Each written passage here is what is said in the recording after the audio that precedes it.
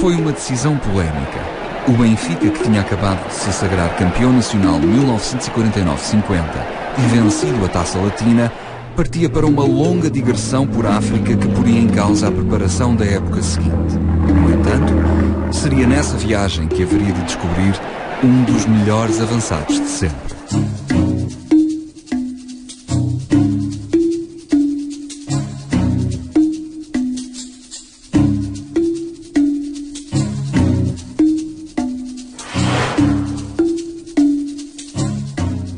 A 25 de julho de 1950, o campeão nacional e latino embarca para a África.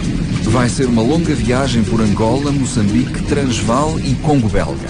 O Benfica passeia classe pelo continente negro e conquista milhares de adeptos por onde passa, alimentando uma devoção que vai perdurar no tempo. Entretanto, no Lubito, José Águas trabalha como datilógrafo na Robert Hudson, uma concessionária da Ford. Nos tempos livres, mostra qualidades como avançado centro lusitano do Lubito, de modo que é convocado para a seleção da região que vai defrontar dentro de dias o grande Benfica. Os encarnados, que vinham vencendo quase todas as partidas, são surpreendidos. Perdem 3-1 e 2 dos golos são apontados por Águas. No fim do jogo, os dirigentes encarnados pedem-lhe que passe pelo hotel onde estão instalados. O jovem datilógrafo não quer acreditar no que está a acontecer. Ele que tem na parede um póster daquele mesmo Benfica, dos seus ídolos Julinho e Rogério Pipi. José Águas tinha uma grande admiração pelo Rogério Pipi, e jogou até 1954. Jogou na equipa com o Rogério, e tinha também uma admiração pelo Julinho, que era avançado centro. Aí jogou menos vezes porque jogavam os dois na mesma posição, mas treinavam em conjunto e chegaram a fazer alguns jogos. Com o José Águas chegou a jogar ao lado anterior, ao lado do Julinho, tentando-se uma adaptação, se bem que depois, como não tivesse resultado, o Julinho passou a jogar na reserva, mas o José Águas sempre admirou o Julinho porque era um avançado centro do Benfica, antes do José Águas passar a ser o avançado centro. O José Águas foi um rapaz que apareceu a jogar avançado centro da seleção do Lubito e jogou contra o Benfica como raramente um jogador que se vai mostrar a uma equipa como o Benfica realmente nunca faz aquilo que fez. Fez uma exibição, uma coisa monstra. Meteu salvo erro 2 golos e o Lubito ganhou 3-1 ao Benfica. E, enfim, Benfica, vendo que estava ali um jogador bom, caçou logo e veio connosco para Lisboa. Águas não hesita. De uma hora para a outra troca tudo pela glória de vestir de encarnado. O ingresso é imediato. Uma semana depois, estreia-se pelo Benfica, marcando um hat-trick à seleção de Huila Lubango. Faz o resto da digressão integrado na equipa das Águias e contribui para um número final de 11 vitórias em 15 jogos. Quando o Benfica voltasse a Lisboa para começar o campeonato, ia chegar mais cansado do que terminar o anterior, mas tinha descoberto uma das maiores máquinas goleadoras da história da bola.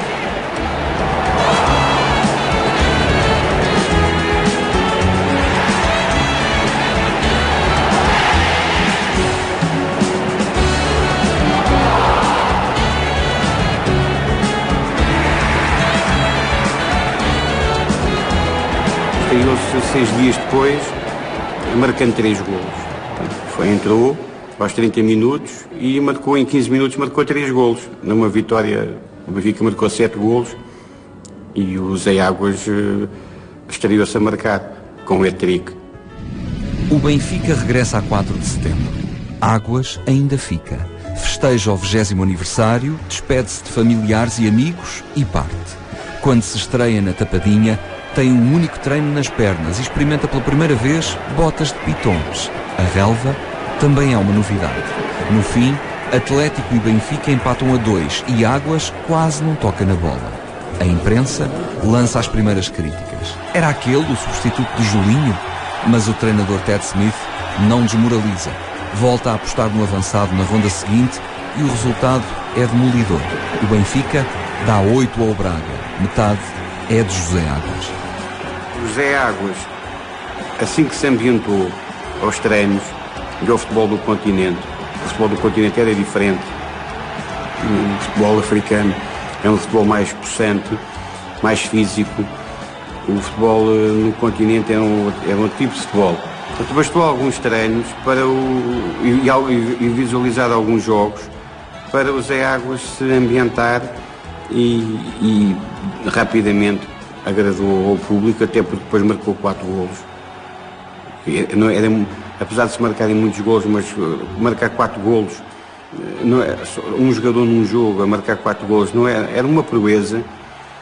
Hoje é raríssimo, mas mesmo na altura, apesar de se marcarem muitos golos, mas era uma proeza e o Zé Águas conseguiu, e logo nos primeiros jogos, e isso foi digamos que o passaporte para depois ser um grande jogador como foi o Zé Águas. Assim que se estreou, passou logo a titular e nunca mais perdeu a titularidade até depois de sair do Benfica, já nos anos 60. José Águas chega num momento difícil. O Benfica vai mergulhar num ciclo de 4 temporadas em que vence 3 taças, mas em que vê, ano a ano, o campeonato fugir para o Sporting. No entanto, as contrariedades só tornam mais evidente o gênio do avançado. Em 50-51, é o segundo melhor marcador da equipa, a apenas 2 golos de Arsénio. Depois, torna-se artilheiro indiscutível. Em 51-52, marca 28 golos e é o melhor marcador do campeonato. No ano seguinte, faz 25 e no outro, 23. Sempre no sítio certo, sempre de olhos postos na baliza, escreve uma equação simples. Bola mais José Águas igual a golos. Porque ele marcava mais golos de cabeça do que com os pés. Ele chamava o cabecinha de ouro. Ele tinha uma cabecinha que tinha, e a gente costumava dizer, tens olhos de volta da tua cabeça. Ele não tinha só à frente. Ele fazia golos de cabeça, de costas, uma facilidade extraordinária. Parecia que estava a ver a bola. As cabeçadas do Zé Águas raramente iam para o ar. Quer dizer, ele já era alto, ele saltava muito, e então era só dizer que sim. Por isso é que ele marcava golos à parva mesmo. De cabeça era uma coisa doida. Gostava de ver o Zé Águas e gostava de ver quando eu marcava o gol. Aliás, o meu jogo de cabeça, o meu bom jogo de cabeça vem precisamente desse tempo em que eu via o Zé Águas marcar golos lindos. É um jogador fino, um jogador da área, um jogador oportunista, um jogador que penso que nos tempos modernos já não existe, porque efetivamente tinha umas características, tinha uma forma de jogar, era um atacante nato e um ponta de lança a sério, como se fala hoje, que na altura era apenas avançado. Até hoje, eu não conheço ninguém que tenha futebol do Zé Águas como ponta de lança. E nós tínhamos prazer de jogarmos contra um Zé Águas. Mas nunca se vira em Portugal um jogador como o Zé Águas, porque era um estilista, era um jogador que tinha uma impulsão e um tempo de salto que estava parecido coordenado com a bola. Ele saltava no tempo certo.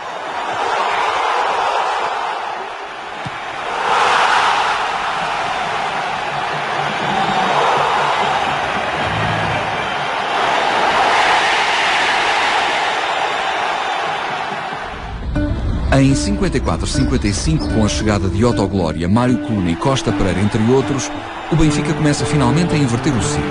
Ganha taça e campeonato e José Águas mostra que é o mesmo, quer a equipa ganhe ou perca. Com 20 golos apontados no Nacional, é uma vez mais melhor marcador da equipa, mas com uma novidade: o gosto especialíssimo de envergar pela primeira vez a faixa de campeão.